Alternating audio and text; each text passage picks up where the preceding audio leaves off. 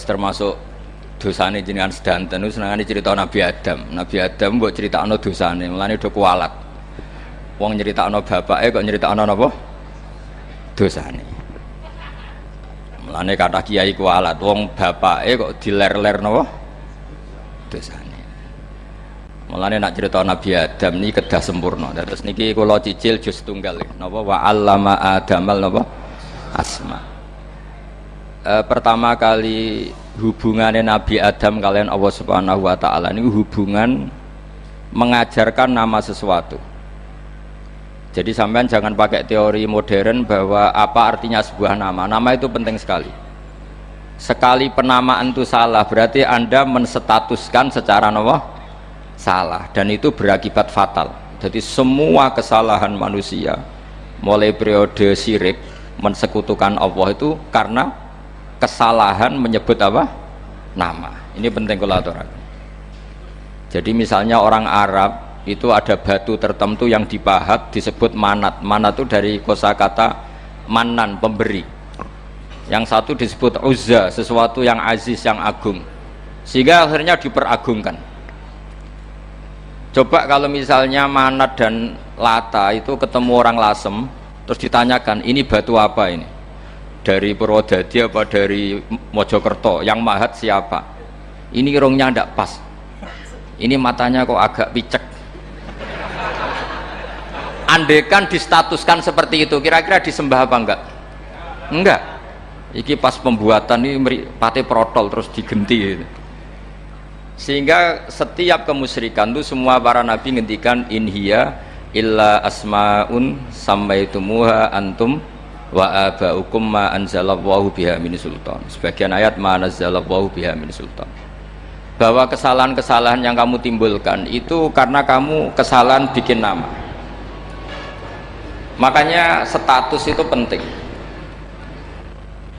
Nanti sampean tahu pentingnya yang saya katakan ini. Nanti setelah sampean mati, nanti mesti nyari saya karena kenangan ngaji ini.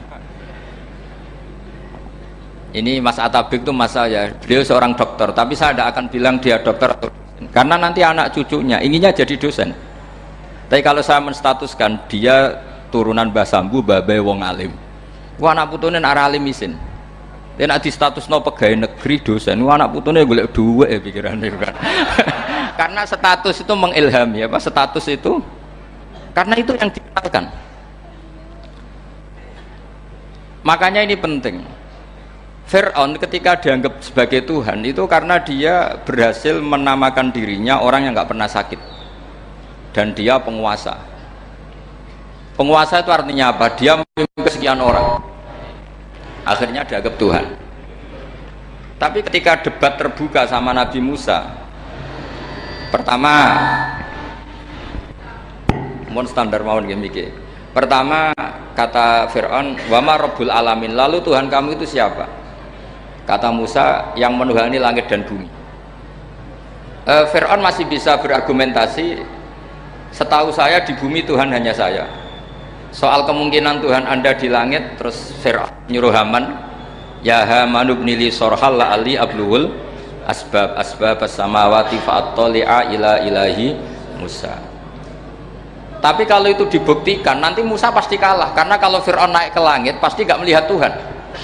Wong yang Nabi saja agak ngelihat apalagi Fir'aun, pasti dia bilang nggak ada. Tapi apa yang bisa mengalahkan Fir'aun adalah argumentasi status. Kata Musa, Rabbukum wa Rabbu abaikumul awalin, yang nuhani nenek moyang kamu. Artinya kalau Fir'aun Tuhan itu berarti Tuhan balita, karena mbah-mbahnya dulu tanpa Tuhan, karena Tuhannya lahir terlambat. Akhirnya Fir'aun saat itu juga para pengikut Fir'aun langsung menjadi mukmin meskipun menyembunyikan imannya. Karena kalau Fir'aun Tuhan berarti mbah-mbahnya tidak punya Tuhan, karena Tuhannya baru dilahirkan kemudian. Artinya gini, andaikan Fir'aun distatuskan al-maulud, orang yang dilahirkan, maka tidak akan ada orang yang menuhankan Fir'aun. Atau Fir'aun dibahasakan wujida ba'da alam yakun, dia ada setelah dulu-dulunya tidak ada. Apapun hebatnya Donald Trump, apapun hebatnya Cleopatra, apa Fir'aun, semuanya itu wujidu ba'da alam yakunu. Mereka ada dari tidak ada. Yang seperti ini pasti tidak Tuhan. Makanya Allah mengenalkan manusia itu sederhana supaya tidak pernah jadi Tuhan. Hal ata alal insani khinum minad dahri lam yakun syai'am mazkura. Manusia itu siapa? Ya manusia itu makhluk yang ada dari tidak ada. Dengan status itu nggak mungkin kamu tuhankan. Ini penting saya utarakan. Jadi buah gerakan Allah itu pasti dimulai salah penamaan. Makanya saya kemarin ketika Mbah Mun intaqala ila rafiqil a'la, ketika beliau wafat, saya bilang ke anak-anak Anwar, statuskan Mbah Mun sebagai orang alim, alama, al-faqih, muridnya Sayyid Alawi, muridnya Mbah Zubair. Sekali Anda menstatuskan beliau orang besar, tepaan santri sing mau luhur kepengin ditiru besar itu. Nah, niru besar itu terus ono santri mau itu tok ngerasa gede repot. Sama, makanya saya nggak pernah. Sebenarnya saya tahu Mas Atabik ini mas saya itu dosen, saya tahu, tapi saya tidak pernah ngomong dosen. Ngono anak-anak era menjadi wong alim, menjadi dosen malah langsung berarti wong alim, malah celoko mana. Jadi karena salah status itu nanti panjang, akibatnya itu panjang. Makanya saya itu sebetulnya ya risih dikatakan Gus Bak itu orang alim, sebenarnya risih. Tapi saya seneng saja. Sing seneng benir walime, sing hasud takjak kompetisi. Jadi tak nikmati ya. Jadi sing seneng benir walime, sing ra seneng itu hasud takjak kompetisi, takjak maca tafsir. Nak ra mriyang ya. Engko paling maca primbon mek terjemah. Ini penting. Jadi itu yang disebut wa'allama adamal asma. Makanya Allah itu mengkritik semua kesalahan manusia dimulai dari salah penamaan. Makanya saya kemarin Pak Pilpres sering bilang, kalau presidennya ini maslahat, kalau enggak ini enggak maslahat. Mana ada kemaslahatan ditentukan hanya oleh seorang presiden? Itu tauhid kita di mana? Memang kita secara syariat harus milih sesuai ijtihad kita, tapi tidak usah dong menggantungkan kesejahteraan sama seorang makhluk, itu tidak boleh. Secara tauhid nggak boleh. Makanya ini penting sekali. Jadi nggak boleh orang salah nama. Kita tetap memilih presiden, milih kiai, milih siapa saja, tapi tidak boleh menstatuskan manusia sama dengan status Tuhan. Itu bahaya sekali dalam ilmu tauhid. Terus yang ketiga, kenapa nama itu penting? Begini, alam yang dipakai Quran, alam itu nama ya, alam mangkul, semua alam. Wah, nanti subuh tak jamin pinter nih, tapi saya tetap mau setengah jam karena saya tahu sampai subuh pun kira-kira ya tidak pinter, jadi ya setengah jam. Jadi nanti kalau kamu ditanya kenapa tidak pinter, mari Gus Bak mulangi mau setengah jam, punya alasan. Kalau sampai subuh kok gak pinter kan, goblok banget nanti subuh orang pinter. Ya nak orang-orang bilang gitu. Lah anak sing ngomongin, oh mesti salah metode, gurune sing salah. Dulang orang pinter-pinter mesti salah sing mulang gitu. Malah repot lagi nanti. Saya beri satu teori bahwa nama itu penting. Rasulullah itu pernah guyon gini, ini guyon betul, ada di hadis sahih, ada di juz 3 di kitab Bukhari. Allah itu kalau ingin bully, Allah itu suka bully, suka goda orang. Kalau ingin bully orang kafir itu menamakan kekasihnya namanya Muhammad.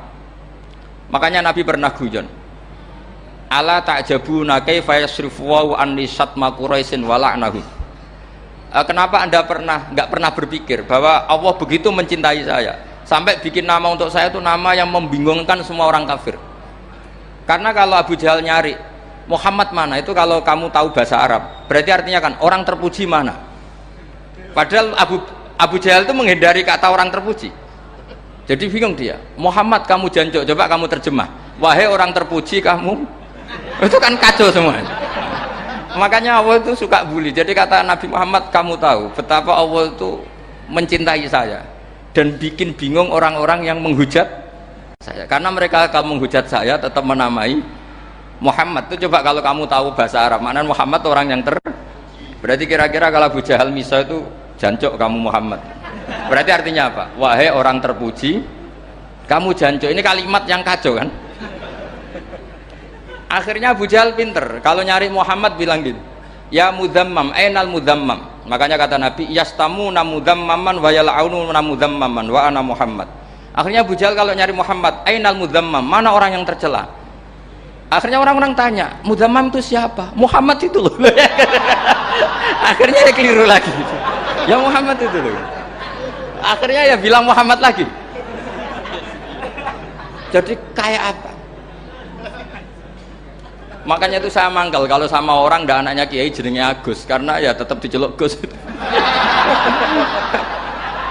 Karena ya saya itu punya teman itu gak Gus, mangkelnya bukan main sama anaknya Kiai. Dia punya cita-cita anaknya nanti dinamai hanya Agus saja, supaya semuanya manggil Gus. Terus nanti yang hasut ya bilang Dus. Kayak kemarin pas Pilpres itu macam-macam. Tapi ini penting saya utarakan, jadi nama itu nggak boleh salah, status juga nggak boleh salah. Makanya saya ingin misalnya anaknya Kiai kok jadi pejabat, ya sudahlah jabat itu. Saya betul, saya sampai sekarang dengan Gus Yasin itu ya tetap nyucup. Saya bilang ini putra guru saya, ini Gus saya. Saya tidak pernah membahasakan beliau wakil gubernur. Bahayanya nanti suatu saat, oh ini mantan, kan repot. Jadi ini penting, status itu penting. Orang sekali salah status itu bahaya, ke depan itu bahaya sekali. Karena tadi saya bilang tadi misalnya banyak kan anaknya orang-orang alim alamah, terus anak cucunya jadi dosen atau jadi doktor gitu. Terus ini yang jadi status. Nggak boleh seperti itu. Ya sudah, dokter secara akademik dia jadi PNS karena kestatusan itu, tapi di keluarga tetap saja status alimnya saja. Atau mudawimul khairi, mudawimut tahajud, mudawimu apalah, ini selalu tahajud, ini selalu deres, ini selalu ibadah, sehingga anak cucu kita ya kenangannya itu. Anak-anak saya meskipun kecil itu jamaah terus, karena ya saya selalu jamaah. Dan saya melihat kalau anak saya tanya, Pak kenapa bapak sholat terus, ya saya bilang sepantasnya jadi manusia sujud, cuma selama melok dudunya melok nganggo pangeran dibayari ya ora gelem. Kata saya gitu, wong nganggo wong ya bayar, lagi nganggo bumine pangeran ra bayar wis anggap aja sujud itu bayar, kata saya gitu. Sehingga merasa sujud itu satu identitas. Ini penting saya utarakan karena tadi saya betul-betul mengenang istilah Allah wa 'allama adamal asma. Semua kesalahan itu kata para nabi in hiya illa asmaun samaitumuha antum wa abaukum. Kita membahasakan misalnya presiden Amerika orang terkuat di dunia. Bagaimana mungkin orang terkuat kemudian agak mangan sedino lemes? Hebatnya ning ndi? Iku nak pas mules weteng agak ngising ya lemes. Hebatnya apa? Makanya Allah ketika menerangkan Isa itu tidak Tuhan, itu Allah sederhana cara ngendikan. Kana yakulani to'amal masih ibnu Maryam illa rasul qad khalas min qablihir rusul wa ummuhu siddiqah kana yakulani to'am. Artinya kalau Isa itu tidak mangan ya lemes. Nak keluarkan ya kudu ngising. Lah terus mbok sembah itu terus piye? Jadi gak kebayang seorang Tuhan kemudian kalau gak makan tuh lemes. Berarti statusnya Isa apa? Orang yang lemes kalau tidak makan. Terus kamu Tuhan kan? Aneh gak? Aneh. Jadi andaikan manusia dengan status yang diterapkan Allah, yang distatuskan Allah, itu pasti tidak ada yang salah. Karena yakulanit Tuhan. Saya itu insya Allah tidak akan pernah salah nama. Saya punya cerita ya tentang nama itu. Ketika seseorang baik sama tetangga, itu kalau sampean seorang mukmin yang mukhlis, mukmin yang ikhlas, pasti ya karena diperintah Allah. Saya ngajar seperti ini karena diperintah Allah. Baik sama pernah sepuh karena saya turunan Mbah Sambu, ya karena menghormati Mbah Sambu. Itu bagus. Sehingga dulu itu ada ulama, saya berkali-kali cerita, ada ulama punya tetangga itu berdua anak muda. Ya Ahmad, silahkan ke rumah saya. Datang.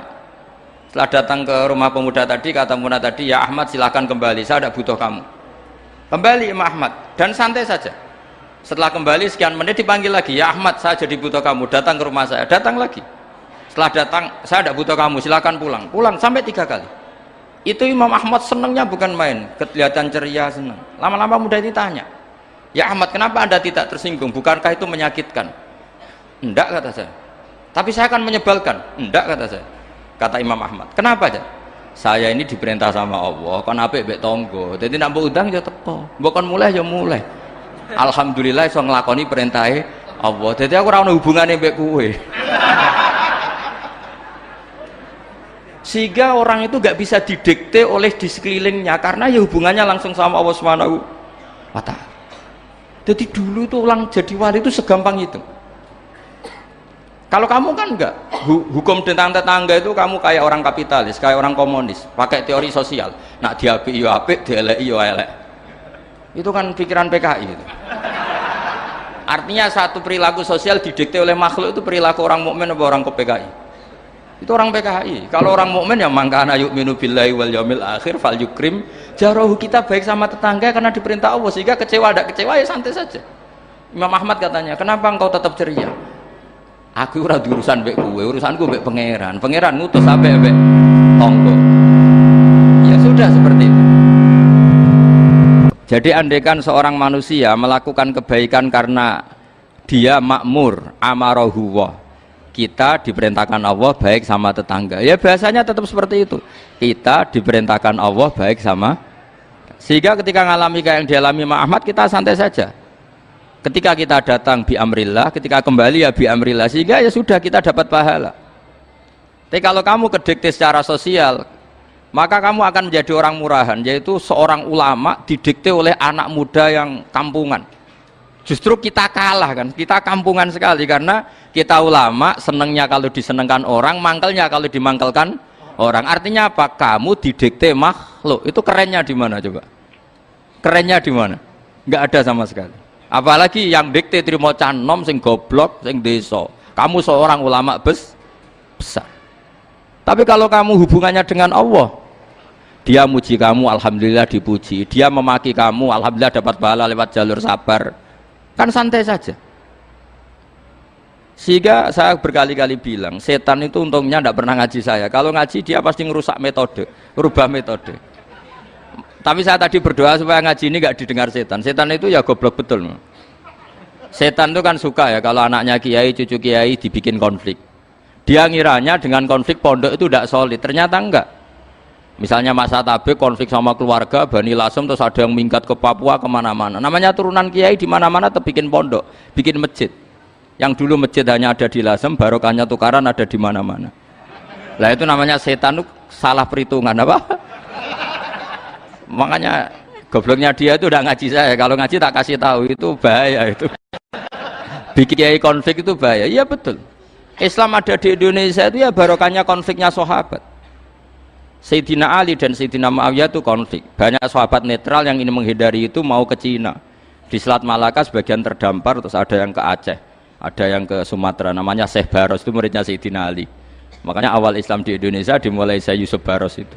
Kalau Timur Tengah nggak ada tukaran tuh nggak ada, Islam menyebar kemana-mana. Nah setan ngiranya kalau sahabat tukaran itu nanti kacau, ternyata enggak, malah Islam menyebar kemana-mana, barokahnya tukaran. Dulu Solo karena konflik ya banyak ulama yang ke Lasem kemana-mana, gara-gara Solo nggak kondusif. Akhirnya kayaknya keduman basambu, keduman macem-macem. Sedungak nemawon kiai tukaran terus betul apa-apa. Yang penting ora bacok-bacokan, rasanet-santetan wis. Pokoknya rasan-rasanan ringan, ya sudah itu bagus. Memang Allah bikin seperti itu, nggak apa-apa. Kata Allah wala yazaluna mukhtalifina illa man rahima rabbuk. Kata Allah walidzalika khalaqahum. Ikhtilaf itu barokahnya Masya Allah. Kalau saya setuju pendapatnya Mas Atabik, saya jadi dosen. Nanti yang ngaji tafsir siapa? Tapi kalau dia setuju saya, dia jadi ahli tafsir, yang jadi PNS siapa? Ya sudah, barokahnya khilaf. Dia jadi PNS ya dapat gaji, tapi gaji itu bisa dihitung. Kalau naik harus tambah prestasi. Kalau saya kiai min haitsu la yahtasib, pasti cepat kaya saya. Karena rezekinya kiai itu tanpa batas. Makanya haji saya itu plus. Saya itu tidak kaya, tapi haji saya haji plus. Masa tapi paling reguler. Karena rezekinya kiai itu min haitsu la yahtasib. Makanya saya pernah disoal sama teman-teman dosen di UI. Bapak kok berani pulang ke Rembang? Kiai itu kan rezekinya agak jelas. Kata saya justru agak jelas itu bagus. Kalau sampean kan konsisten segitu nilainya, kalau saya enggak, kata saya. Jadi tak nikmati saja. Karena saya hamba Allah, bukan hamba negara. Kalau hamba Allah ya gaji Allah, kalau hamba negara ya negara itu negara sama Allah kayak mana? Allah ya sudah pinter berarti sudah. Jadi jangan pernah kita ini salah nama. Kalau salah nama itu bisa panjang. Makanya ada wali itu kalau dongo itu rontok kriminal, tapi malah pangeran seneng. Sampai dalam riwayat itu innahu yudhikuni al yauma salah samarat, wali itu bisa menertawakan saya 3 kali. Itu kata Allah. Itu kalau dongo itu agak kriminal, tapi mesti mustajab. Tapi kalau kamu niru sudah tidak mustajab, karena ini KW, copy paste. Itu kalau dia datang ke Raudhah itu bilang gini wali tadi, ya Allah, saya ingin jadi orang baik. Jika engkau turuti doa saya, maka surra habibuk, kekasihmu ini menjadi senang. Tapi jika saya jadi orang jelek, surra aduwuk, yang senang itu iblis. Sekarang milih mana jenengan, menyenangkan kekasih kamu atau menyenangkan musuh kamu? Itu cuma riwayat. Terus kata Allah bilang ke Nabi Muhammad, karena wali kan ada alam roh, wis kandhani wis mustajab, coba lain itu kayak gue. Segampang itu wali punya hubungan. Saya ulang lagi ya, tapi jangan ditiru. Karena kamu tidak wali, nanti setelah wali niru gak apa-apa. Ya Allah, saya ini ingin jadi orang baik. Kalau saya jadi orang baik, maka surra habibuk, kekasihmu menjadi senang. Kalau saya jadi orang buruk, surra aduwuk, musuh kamu menjadi senang. Tinggal engkau lah sekarang sebagai Tuhan, senang menyenangkan kekasih kamu, menyenangkan musuh kamu. Ya tentu Allah pilihannya kan senang menyenangkan kekasihnya. Terus kata Allah, sudah sampai situ aja doanya, jangan panjang-panjang, baca-baca malah repot. Semudah itu mereka hubungan dengan Allah Subhanahu wa taala karena mereka tidak pernah salah nama. Kalau kita kan tidak. Kita tidak mesti walinya, tidak mesti istiqomahnya, kiai saja karena diangkat MUI, bukan karena kiai betul, atau diangkat di struktur kepengurusan NU. Terus doa pakai namanya sendiri, ya Allah, saya ini ngitmai agama sudah lama, mbok ya saya ini jadi gini-gini. Status kamu itu belum ada di ars itu. Ini penting saya utarakan, jadi nama status itu penting sekali. Sehingga semua kesalahan saya ulang lagi itu karena status. Ini penting saya utarakan karena sekarang itu banyak nama itu disepelekan. Saya itu sering sinau kamus, jadi saya termasuk menekuni tafsir itu diantaranya menekuni kamus. Saya punya kamus banyak, mulai yang dikarang orang setengah kafir, munjid itu kan, kafir tapi setengah. Karena timnya banyak yang muslim juga. Ada yang Verus Abadi, macam-macam. Yang saya kenang dari kamus, di antara kamus yang saya kenang tentu miliknya Said Zabidi, kamus Mukhid itu. Ada kamus milik saya namanya Mukhtarus Sikha, itu dikarang oleh orang alim. Itu bilang begini, sama tak bedai sekarang, lafadz ilah itu maknanya apa? Tuhan kan? Tasniahnya apa? Dia bilang isim ini tidak punya tasniah. Dia bilang ilah, normalnya tasniahnya ilahani, jam'annya taksir alihah. Tapi kata dia nggak boleh, lughat seperti itu nggak boleh, karena kullusmin harus yadullu ala aini musamma. Ilah itu nama tunggal untuk Allah, sehingga karena Allah itu tunggal nggak boleh ada tasniahnya ilahani. Karena kalau ilahani berarti kamu nerjemah apa? Dua Tuhan, berarti kamu nganggap ada Zaidun, ketika Zaid dua kamu bilang Zaidani. Kalau banyak kan nggak pernah ada Tuhan dua atau tiga.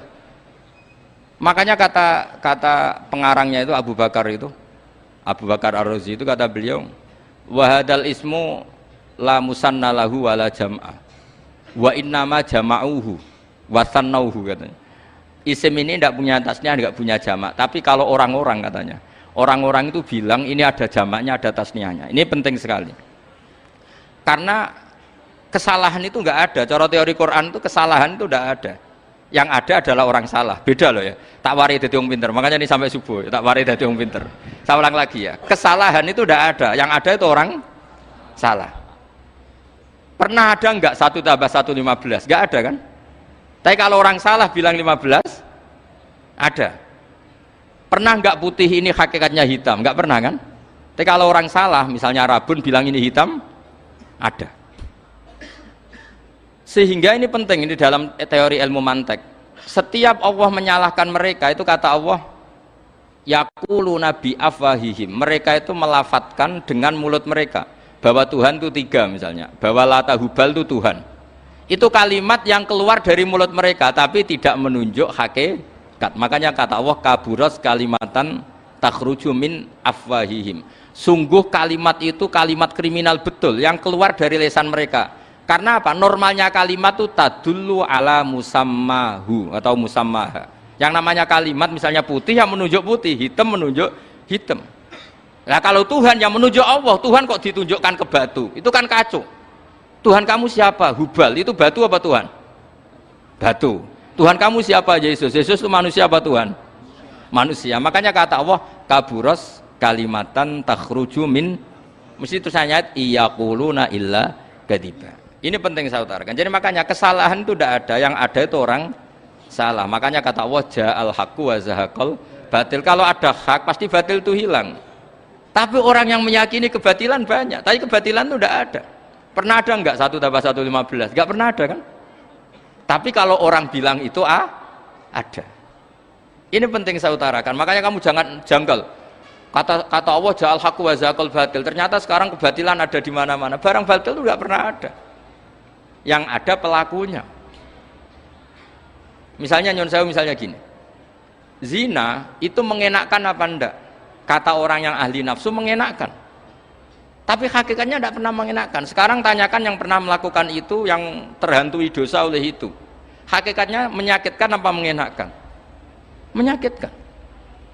Tapi yang bilang mengenakkan ada, tapi hakikatnya tetap menyakitkan. Nah, semua kesalahan manusia itu dimulai cara membahasakan. Mengambil uang negara korupsi itu kata yang baru keturutan nafsu nih. Enak punya uang banyak, mengenakkan. Tapi kata yang sudah ketangkep, menyakitkan. Nah faktanya korupsi itu dihisap sampai akhirat, statusnya itu menyakitkan apa mengenakkan? Menyakitkan. Andai kan orang menstatuskan korupsi menyakitkan, maka akan menjauhi korupsi. Makanya semua kesalahan itu dimulai dari salah memberi nama.